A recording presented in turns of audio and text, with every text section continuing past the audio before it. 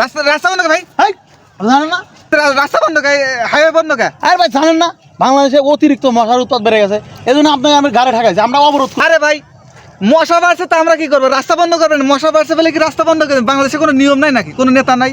এখন যা ইচ্ছা তাই, যে ইচ্ছা সেই রাস্তা বন্ধ করে দিচ্ছে যখন ইচ্ছা তখন। এখন কোনো নেতা নাই, আমরা যা বলবো তাই, সবাই নেতা। এই মিয়া কথা হচ্ছে না মানে? আপনি কি কন? এই বাংলাদেশের যে কোনো জায়গায়, বাংলাদেশে এখন সব নাগরিক একদম স্বাধীন, যা মন চাইবো তাই করবো। আমরা এখানে মন চাইছে, আমরা এখানে আন্দোলন করতেছি, আমি কোনো গাড়ি যাইতে দেবো না, মানে যাইতে দেবো না। হরতাল মানে হরতাল, অবরোধ মানে অবরোধ, কোনো কথা চলবে ভাই। তাই বলে কি রাস্তা, এই যে সাধারণ মানুষের ভোগান্তি দেবেন এবার রাস্তা বন্ধ? মশা বেড়ে গেছে, সরকার কি করবে? মশা তো নিধন আমাদেরই করা লাগবে না? কারণ হলো রাস্তার যে ইচ্ছা সেই আটকাচ্ছে।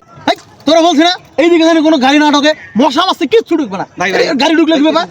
না না, এদিক থেকে কিচ্ছু যাবে না, আপনি যান।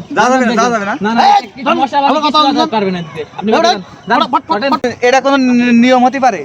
বাংলাদেশে কোনো আইন নেই, এখন যা ইচ্ছা তাই করছে।